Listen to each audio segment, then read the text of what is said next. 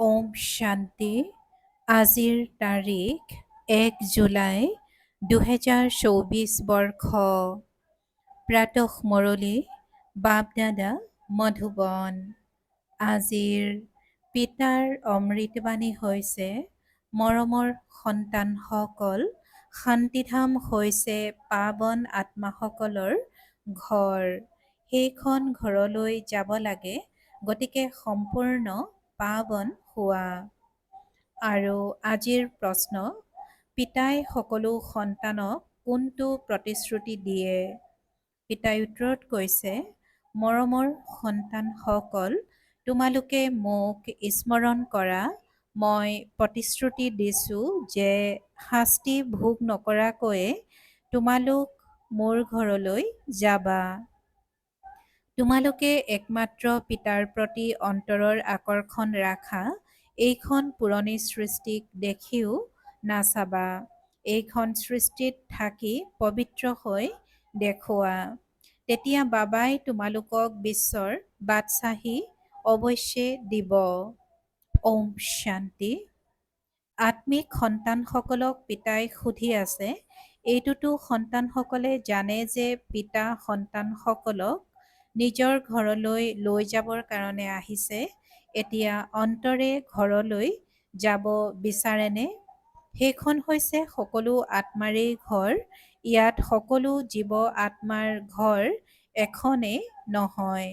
এইটোতো বুজি পোৱা যে পিতাৰ আগমন হৈছে, নিমন্ত্ৰণ দি পিতাক মাতিছা, আমাক ঘৰ অৰ্থাৎ শান্তিধামলৈ লৈ যাওক। এতিয়া পিতাই কয়, নিজৰ অন্তৰক সোধা, হে আত্মাসকল, তোমালোক পতিত কেনেকৈ যাব পাৰিবা? পবিত্ৰটো নিশ্চয় হ'ব লাগে। এতিয়া ঘৰলৈ যাব লাগে, অন্যটো বেলেগ কথা একো নকয়। ভক্তিমাৰ্গত তোমালোকে ইমান সময় পুৰুষাৰ্থ কৰিলা কিহৰ কাৰণে? মুক্তিৰ কাৰণে। গতিকে এতিয়া পিতাই সুধিছে, ঘৰলৈ যোৱাৰ কথা ভাবিছানে? সন্তানসকলে কয়, বাবা, ইয়াৰ কাৰণেতো ইমান ভক্তি কৰিলা। এইটো জানা যে যিমানবিলাক জীৱ আত্মা আছে সকলোকে লৈ যাব লাগে, কিন্তু পবিত্ৰ হৈ ঘৰলৈ যাব লাগে। আকৌ পবিত্ৰ আত্মাসকলহে পোনপ্ৰথমে আহে। অপবিত্ৰ আত্মাসকলতো ঘৰত থাকিব নোৱাৰে। এতিয়া যি কোটি কোটি আত্মা আছে সকলো ঘৰলৈ নিশ্চয় যাব লাগে। সেইখন ঘৰক শান্তিধাম বা বানপ্ৰস্থ বুলি কোৱা হয়। আমি আত্মাসকল পবিত্ৰ হৈ পবিত্ৰ শান্তিধামলৈ যাব লাগে। বছ, কিমান সহজ কথা। সেয়া হৈছে আত্মাসকলৰ পাৱন শান্তিধাম। সেয়া হৈছে জীৱ আত্মাসকলৰ পাৱন সুখধাম। এয়া হৈছে জীৱ আত্মাসকলৰ পতিত দুখধাম। এই ক্ষেত্ৰত বিভ্ৰান্ত হোৱাৰ কথাই নাই। শান্তিধাম য'ত সকলো পবিত্ৰ আত্মাই নিবাস কৰে, সেইখন হৈছে আত্মাসকলৰ পবিত্ৰ সৃষ্টি, নিৰ্বিকাৰী নিৰাকাৰী লোক। এইখন পুৰণি সৃষ্টি হৈছে সকলো জীৱ আত্মাৰ, সকলো পতিত। এতিয়া পিতা আত্মাসকলক পবিত্ৰ কৰি পবিত্ৰ সৃষ্টি শান্তিধামলৈ লৈ যাবলৈ আহিছে। আকৌ যিসকলে ৰাজযোগ শিকে তেওঁলোকহে পবিত্ৰ সুখধামলৈ আহিব। এয়াতো বহুত সহজ। ইয়াত কোনো কথাৰ চিন্তা কৰিব নালাগে। বুদ্ধিৰে বুজিব লাগে। আমাৰ আত্মাসকলৰ পিতাৰ আগমন হৈছে আমাক পাৱন শান্তিধামলৈ লৈ যাবৰ কাৰণে। তালৈ যোৱাৰ ৰাস্তা যি আমি পাহৰি গৈছিলোঁ, সেয়া এতিয়া পিতাই দেখুৱাই দিছে। কল্পই কল্পই মই এনেকৈ আহি কওঁ, হে সন্তানসকল, মোক শিৱ বাবাক স্মৰণ কৰা। সকলোৰে সদ্গতি দাতা এজনেই সদ্গুৰু। তেওঁৱে আহি সন্তানসকলক বাৰ্তা অথবা শ্ৰীমত দিয়ে যে সন্তানসকল, এতিয়া তোমালোকে কি কৰিব লাগে। আধাকল্প তোমালোকে ভক্তি কৰিলা, দুখত থাকিলা, খৰচ কৰি কৰি কঙাল হৈ গ'লা। আত্মাও শতোপ্ৰধানৰ পৰা তমোপ্ৰধান হৈ গ'ল। বছ, এই অলপ কথাই বুজিবলগীয়া।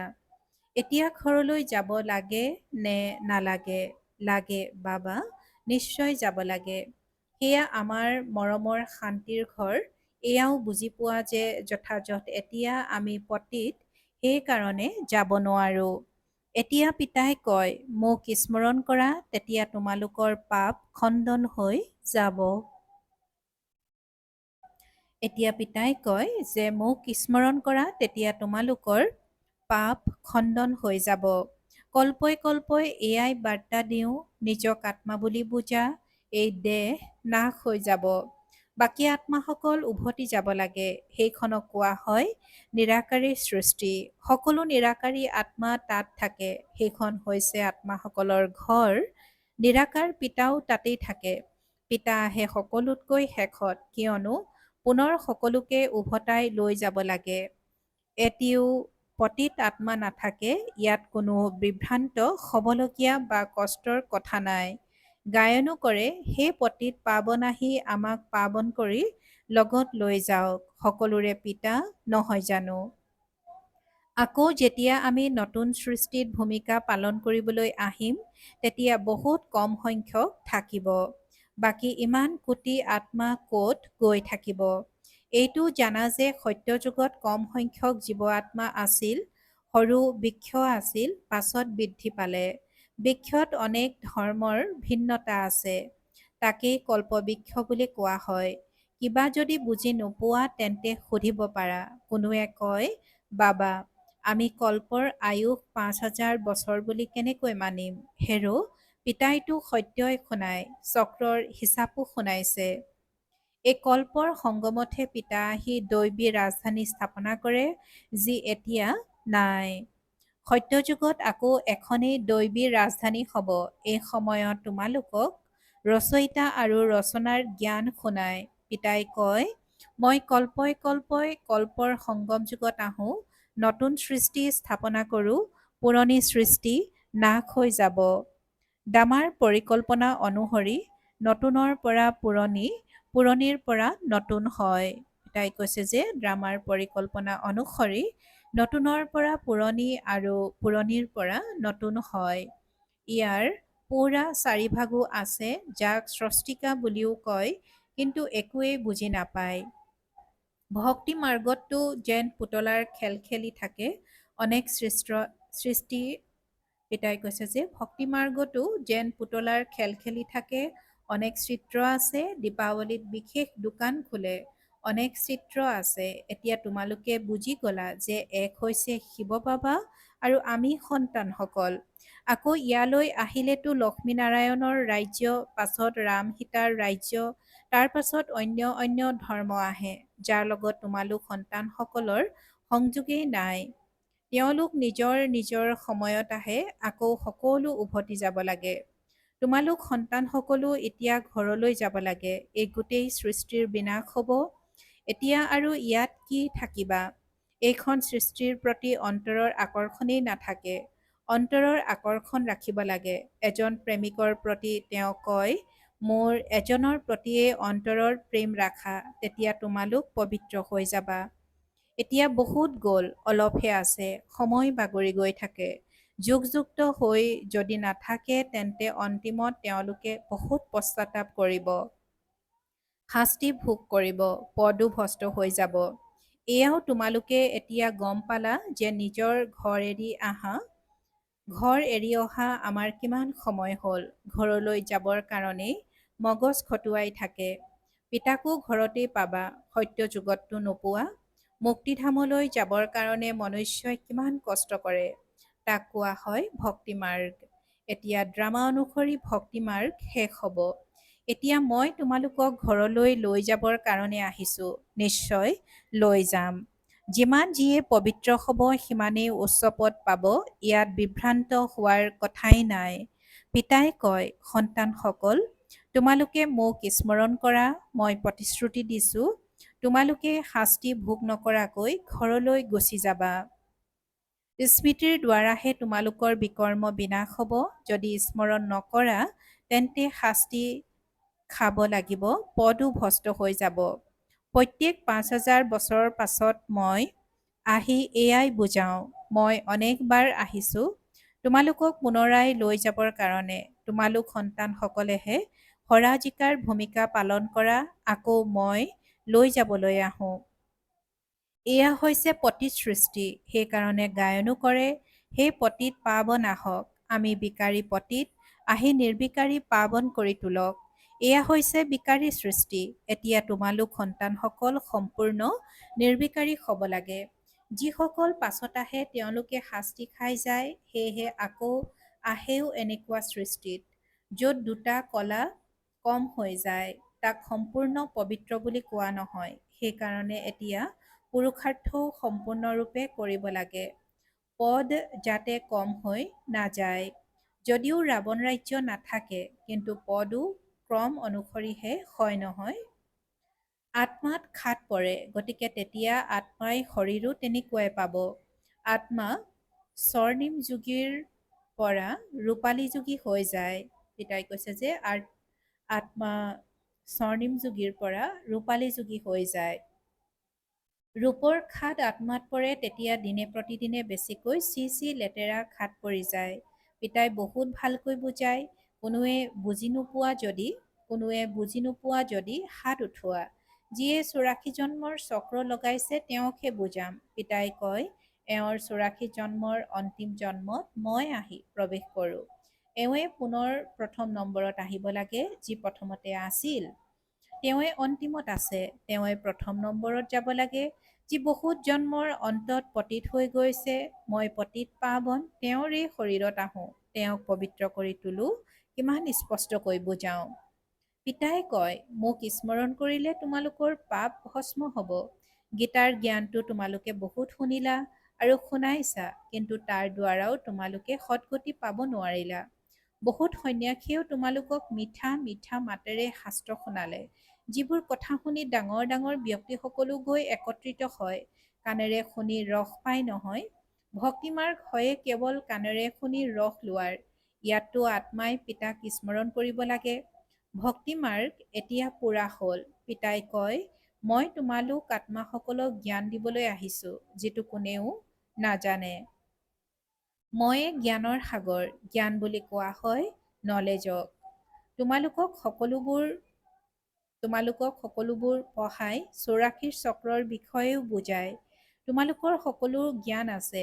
স্থূল লোকৰ পৰা সূক্ষ্ম লোক অতিক্ৰম কৰি আকৌ মূল লোকলৈ যোৱা। পোন প্ৰথমে হৈছে লক্ষ্মীনাৰায়ণৰ ৰাজবংশ। তাত বিকাৰী সন্তান নাথাকে, ৰাৱণ ৰাজ্যই নাই। যোগ বলেৰে সকলোবোৰ হয়। তোমালোকৰ সাক্ষাৎকাৰ হয়, এতিয়া শিশু হৈ গৰ্ভ মহললৈ যাব লাগিব। আনন্দিত হৈ যায়। ইয়াততো মনুষ্যই কিমান কন্দা-কটা চিঞৰ-বাখৰ কৰে। ইয়াততো গৰ্ভ কাৰাগাৰলৈ যায় নহয়, তাত কন্দা কটাৰ কোনো কথা নাই। শৰীৰটো নিশ্চয় সলনি হ'ব, যেনেকৈ সাপৰ উদাহৰণ। ইয়াত বিভ্ৰান্ত হোৱাৰ কোনো কথা নাই। বেছিকৈ সুধিবলৈ একোৱেই নাই, একেবাৰে পবিত্ৰ হোৱাৰ পুৰুষাৰ্থত লাগি যাব লাগে। পিতাক স্মৰণ কৰাত অসুবিধা হয় জানো? পিতাৰ সন্মুখত বহি আছা নহয়। মই তোমালোকৰ পিতা, তোমালোকক সুখৰ উত্তৰাধিকাৰ দিওঁ। তোমালোক এই এটা অন্তিম জন্ম স্মৃতিত থাকিব নোৱাৰানে? ইয়াত ভালদৰে বুজিও পায়, আকৌ ঘৰলৈ গৈ স্ত্ৰী আদিৰ চেহেৰা দেখিলে তেতিয়া মায়াই খাই পেলায়। পিতাই কয়, কাৰো প্ৰতিয়েই মমত্ব নাৰাখিবা। সেয়াতো সকলো নাশ হৈ যাবই, স্মৰণটো একমাত্ৰ পিতাকহে কৰিব লাগে। চলোতে ফুৰোতে পিতা আৰু নিজৰ ৰাজধানীক স্মৰণ কৰা। দৈবী গুণো ধাৰণ কৰিব লাগে। সত্যযুগত এই লেতেৰা বস্তু, মাংস অৰ্থাৎ অশুদ্ধ ভোজন আদি নাথাকিব। পিতাই কয়, বিকাৰো ত্যাগ কৰা। মই তোমালোকক বিশ্বৰ বাদশ্বাহী দিওঁ। কিমান আমদানি হয়, তেন্তে কিয়নো পবিত্ৰ হৈ নাথাকিবা? কেৱল এটা জন্ম পবিত্ৰ হৈ থাকিলে কিমান ডাঙৰ আমদানি হৈ যায়। যদিও একেলগে থাকা, জ্ঞান তৰোৱাল যাতে মাজত থাকে। পবিত্ৰ হৈ দেখুওৱা, তেতিয়া সকলোতকৈ উচ্চ পদ পাবা। কাৰণ বাল ব্ৰহ্মচাৰী হৈ গলা। আকৌ জ্ঞানো লাগে। অন্যকো নিজৰ সমান কৰি তুলিব লাগে। সন্ন্যাসীসকলক দেখুৱাব লাগে যে কেনেকৈ আমি একেলগে থাকিও পবিত্ৰ হৈ থাকোঁ। তেতিয়া বুজিব যে এওঁলোকৰতো বহুত শক্তি আছে। পিতাই কয়, এই এটা জন্ম পবিত্ৰ হৈ থাকিলে 21 জন্ম তোমালোক বিশ্বৰ মালিক হ'বা। কিমান ডাঙৰ পুৰস্কাৰ পোৱা যায়। তেন্তে কিয়নো বাৰু পবিত্ৰ হৈ নেদেখুৱাবা? অলপ সময়হে বাকী আছে, প্ৰভাৱ বিস্তাৰো হৈ থাকিব, বাতৰি কাকততো প্ৰকাশ পাব। আখৰা দেখিছাই নহয়, এটা পাৰমাণৱিক বোমাৰ দ্বাৰা কি অৱস্থা হৈ গ'ল। এতিয়ালৈকে হস্পিতালত পৰি আছে। এতিয়াতো এনেকুৱা বোমা আদি তৈয়াৰ কৰে যে কোনো কষ্ট নহয়, তৎক্ষণাত শেষ। আৰু এই আখৰাৰ পাছত চূড়ান্ত হ'ব। চাব তৎক্ষণাত মৃত্যু হৈছে নে নাই, নহ'লে আকৌ অন্য উপায় উলিয়াব। হস্পিতাল আদি নাথাকিব, কোনে বহি সেৱা কৰিব? দেখুৱাবলৈ কোনো ব্ৰাহ্মণ আদি নাথাকিব। বোমা নিক্ষেপ কৰিলে আৰু শেষ। ভূমিকম্পত সকলো খহি যাব, সময় নালাগিব। ইয়াত বহুত মনুষ্য আছে, সত্যযুগত বহুত কম হ'ব। গতিকে ইমানবোৰৰ কেনেকৈ বিনাশ হ'ব? আগলৈ গৈ দেখিবা, তাততো আৰম্ভণিত ৯ লাখ হ'ব। ফকীৰো তোমালোকেই, চাহাবো তোমালোকৰ মৰমৰ। এতিয়া সকলো এৰি নিজক আত্মা বুলি বুজি ল'লা। এনেকুৱা ফকীৰসকল পিতাৰ প্ৰিয়। সত্যযুগত বহুত সৰু বৃক্ষ হ'ব, কথাটো বহুত বুজায়। যিসকল ভাৱৰীয়া আছে, সকলো আত্মাই অবিনাশী, নিজৰ নিজৰ ভূমিকা পালন কৰিবলৈ আহে। কল্পই কল্পই তোমালোকে আহি পিতাৰ বিদ্যাৰ্থী হৈ শিক্ষা গ্ৰহণ কৰা। এইটো জানা যে বাবাই আমাক পবিত্ৰ কৰি লগত লৈ যাব। বাবাও ড্ৰামা অনুসৰি বাধ্য, সকলোকে পুনৰাই নিশ্চয় লৈ যাব। সেয়েহে নামেই হৈছে পাণ্ডৱ সেনা। তোমালোক পাণ্ডৱসকলে কি কৰি আছা? তোমালোকে পিতাৰ পৰা ৰাজ্যভাগ্য লৈ আছা। হুবহু পূৰ্বৰ কল্প সদৃশ পুৰুষাৰ্থৰ ক্ৰম অনুসৰি। ভাল বাৰু। অতি মৰমৰ কল্পৰ পাছত পুনৰাই মিলিত হোৱা সন্তানসকলৰ প্ৰতি মাতা পিতা বাপ দাদাৰ স্নেহপূৰ্ণ স্মৰণ আৰু সুপ্ৰভাত। আত্মিক পিতাৰ আত্মিক সন্তানসকলক নমস্কাৰ।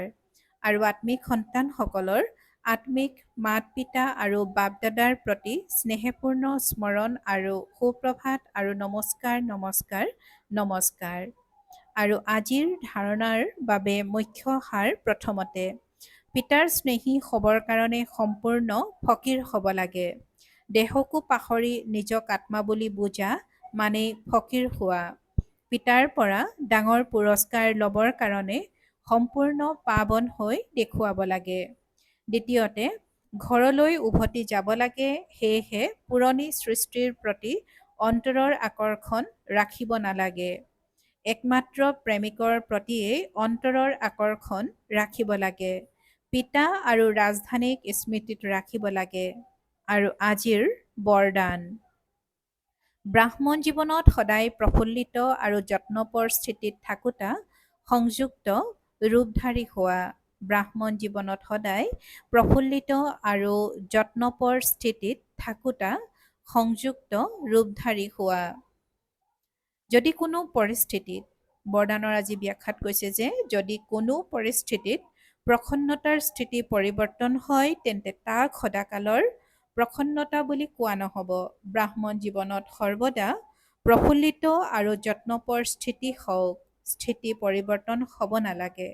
যদি স্থিতি পৰিৱৰ্তন হয়, তেতিয়া কয় মোকতো একান্ত অৱস্থাৰ প্ৰয়োজন, আজি মোৰ স্থিতি এনেকুৱা।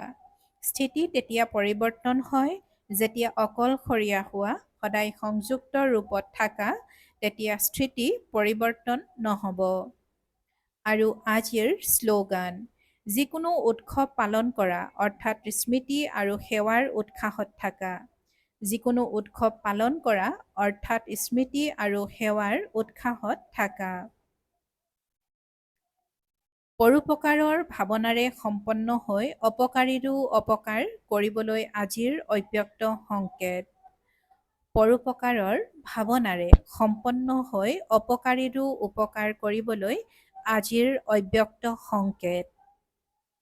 যেনেকৈ বাপদাদা সদায় প্ৰতিটো খোজত সন্তানসকলৰ সৈতে সহযোগী হয় আৰু অন্তলৈকে সহযোগী হৈ থাকিব, পিতাৰ কাৰো প্ৰতি ঘৃণা নজন্মে, সদায় অপকাৰীৰো শুভ চিন্তক, তেনেকৈ পিতাক অনুসৰণ কৰা। প্ৰত্যেক আত্মাৰ প্ৰতি সদায় শুভ ভাৱ আৰু শুভ ভাৱনা ৰাখা।